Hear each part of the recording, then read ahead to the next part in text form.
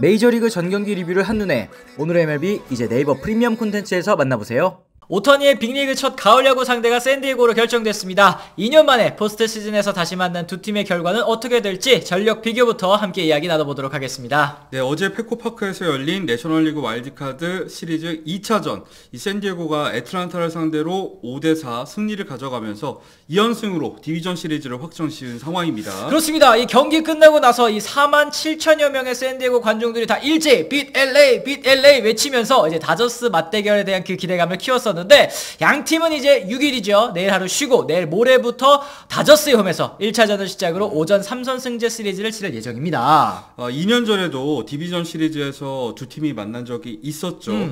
당시 이 정규 시즌 상대 성적은 다저스가 이 14승 5패로 압도적으로 앞서 있는 상황에서 이 절대적인 이 정규 시즌 맞대결 열세를 딛고 샌디에고가 이 다저스를 3승 1패로 꺾고 챔피언십 시리즈에 진출했었습니다. 그렇습니다. 사실 올해도 다저스에게 샌디에고 껄끄러운 상대일 수밖에 없을 것 같습니다. 물론 막판에 있었던 3연전 위닝 시리즈로 마감하기는 했지만, 그리고 이제 내셔널리그 서부지구 1위도 5경기 차로 확정 짓기는 했습니다만 상대 전적에 있어서 올 시즌 내내 5승 8패 좀 열세였거든요. 네, 더군다나 샌디에고가 애틀란타를 압도하고 올라온 상황에서 이 기세를 탄다면 이 다저스 입장에서도 분명히 샌디에고는 만나고 싶지 않았던 상대인 것만은 분명합니다. 그렇죠. 하지만 뭐 다저스 같은 경우에는 지금 뭐 지난 스터브 리그 때 12억 달러 이상을 투자를 하면서 월드 시리즈 우승을 또 목표로 하는 팀 아니겠습니까? 다저스 입장에서 또 반드시 꺾어야 할 상대 바로 이제 샌디에고가 아닐까 생각이 드는데, 이 시리즈를 앞둔 양 팀의 전적 어떨지 저희가 선발, 불펜, 타선으로 나누어 가지고 한번 좀 비교를 해보는 시간 가져보도록 하겠습니다.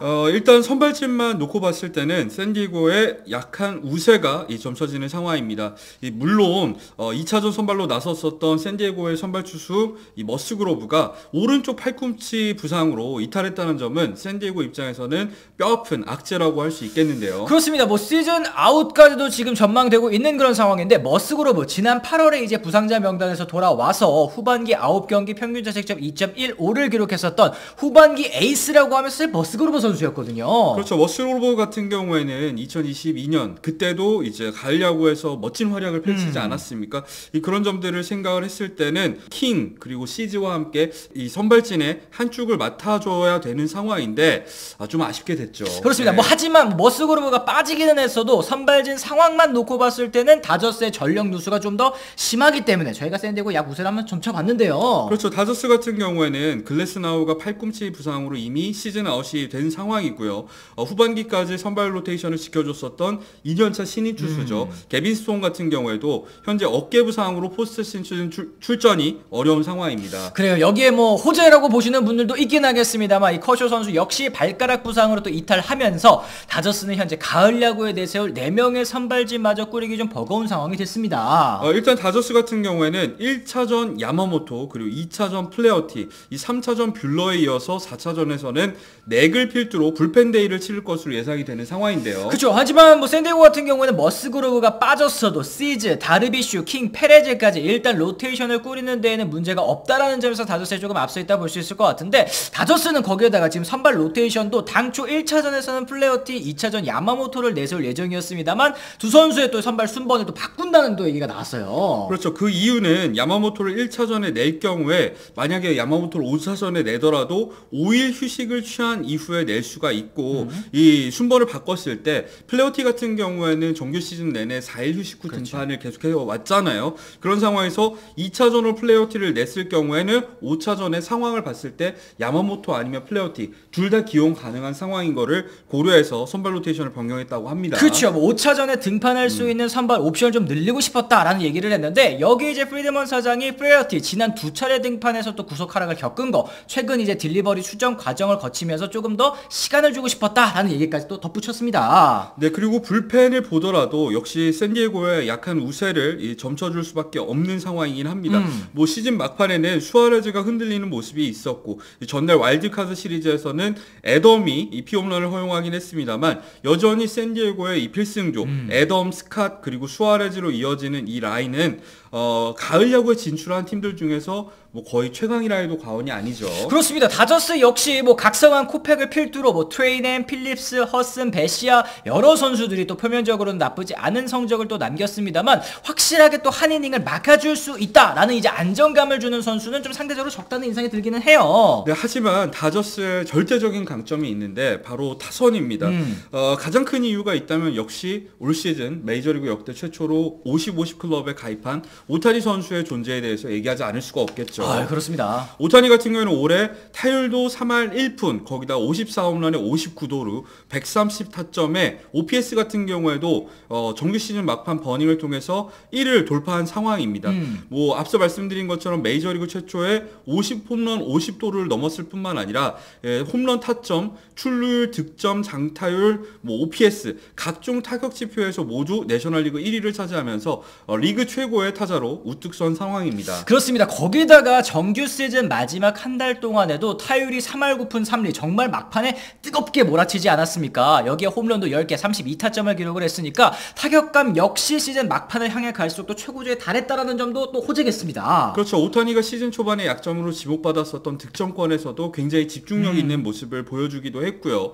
올 시즌 샌디에고를 상대로도 12경기에서 3할 2푼 6리의 타율 7타점과 이 4도루로 맹활약을 펼쳤습니다. 그리고 오타니 선수의 존재는 사실 지난해 도합 21타수 1안타로 침묵했었던 배츠와 프리먼에게도 또 큰 힘이 될 것으로 보입니다. 네, 로버츠 감독 역시도 오타니가 1번으로 나서면 배츠와 프리먼의 부담이 덜할 수 있다. 오타니의 존재가 상대 투수를 압박한 뒤에 나오는 타자들에게는 유리하게 작용할 것이라고 밝힌 적이 있었습니다. 그렇습니다. 어쨌든 오타니 선수에도 이번 가을 야구 정말 중요한 의미를 또 지니고 있는데요. 2018년 메이저리그에 입성했습니다만 에인절스에서는 단 한 차례도 가을 야구에 또 진출하지 못했습니다. 올해 10년 7억 달러 초대형 계약을 맺고 첫 가을 야구를 맞는 오타니 첫 단출도 잘 깰 필요가 있어 보이기는 합니다. 그렇죠. 이 오타니를 포함해서 배츠, 프리먼 이 세 명의 MVP 트리오의 존재감은 샌디에고 타선과 비교했을 때 확실히 넘어서기 힘들 정도로 강력한 상황입니다. 그렇죠. 거기에다가 이 세 명의 선수들이 아니더라도 테오스카, 먼시, 스미스, 에드먼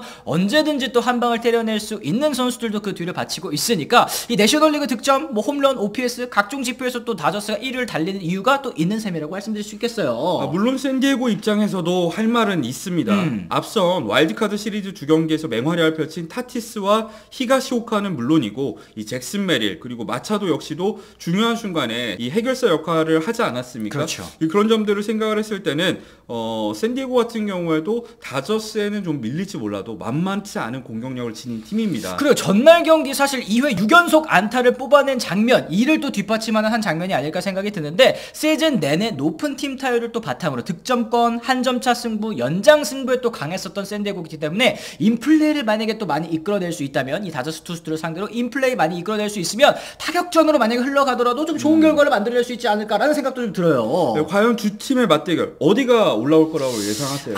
저는 진짜 머리로 생각했을 때는 당연히 다저스의 우세를 꼽아보고 싶지만 지금 샌디에고의 기세라든지 아니면은 열정적인 이 선수들의 분위기 이런 걸 생각해봤을 땐 이변이 저는 나올 수도 있다는 생각 들거든요. 저는 몇 번 라이브를 통해서 말씀드리기도 했습니다만 샌디에고가 지금 엄청난 기세를 타고 있고 투타에 있어서 밸런스도 굉장히 좋은 팀이긴 하지만 저는 결국에는 정규 시즌 성적이 그 팀의 이 전력을 말해준다고 생각을 하거든요. 거기다가 다저스 같은 경우에는 경기의 흐름을 바꿀 수 있는 MVP급 타자들이 3명이나 포함되어 그렇죠. 있다는 점, 그런 점들을 생각했을 때 저는 다저스가 이 디비전 시리즈에서 이 샌디에고를 생각보다 손쉽게 이기고 올라갈 수도 있다고 생각을 합니다. 그리고 이게 경기 초반부터 샌디에고의 선발을 무너뜨리면서 다저스의 이 타선이 터진다면 말씀하신 것처럼 예상외로 시리즈가 좀 쉽게 흘러갈 수도 있을 듯 보이는데 만약에 또 이게 팽팽하게 경기 양상이 또 이어진다고 한다면 투수력에 있어서는 좀 샌디에고가 앞서 있기 때문에 다저스 입장에서 좀 쫄리는 그런 상황이 연출되지 않을까 싶습니다. 사실 다저스의 이 불펜 구성을 생각했을 때는 올해도 마찬가지입니다. 이 데이브 로버츠 감독의 투수 교체 타이밍에 많은 것이 걸려있다는 생각이 들어요. 왜냐면은 선발 투수들 같은 경우에도 확실히 믿고 맡길 만한 선발 투수들이 샌디에고에 비해서 상대적으로 부족한 상황이기도 그렇죠. 한데 이 불펜으로 접근하더라도 샌디에고는 뭐 7회 애덤, 8회는 뭐 스콧, 9회는 수아레즈 이런 확실한 카드가 있는 반면에 다저스는 확실하게 믿고 맡길 수 있는 불펜이 없는 상황이기 그렇죠. 때문에 이 상황에 따라서 로버츠 감독의 투수 운영이 굉장히 중요합니다. 중요한 변수가 될 수 있을 것으로 보입니다. 그렇습니다. 뭐 결과가 어찌됐든 진짜 두 팀의 맞대결, 4개의 디비전 시리즈 맞대결 중에 가장 관심을 끄는 거, 뭐 국내에서도 마찬가지고 해외에서도 역시 마찬가지인 것 같습니다. 내셔널리그 서부지구의 또 신흥 라이벌로 떠오른 두 팀 어떤 승부를 펼칠지 벌써부터 또 너무 기대가 되는데요. 다저스가 과연 2년 전의 서력을 해낼 수 있을지, 아니면 또 샌디에고가 다시 한번 다저스에게 가을 야구 좌절을 선사하게 될지, 여러분들의 생각도 또 댓글을 통해서 남겨주시면 좋을 것 같습니다. 오늘 저희 영상 또 유익하다고 느끼셨다면 좋아요, 구독, 알림 설정까지 꼭 부탁을 드리도록 하겠고요. 저희는 또 다른 가을 야구 이야기를 통해서 돌아오도록 하겠습니다. 지금까지 시청해주신 분들 모두 감사합니다. 고맙습니다. I'm ready to go. I'm ready to go.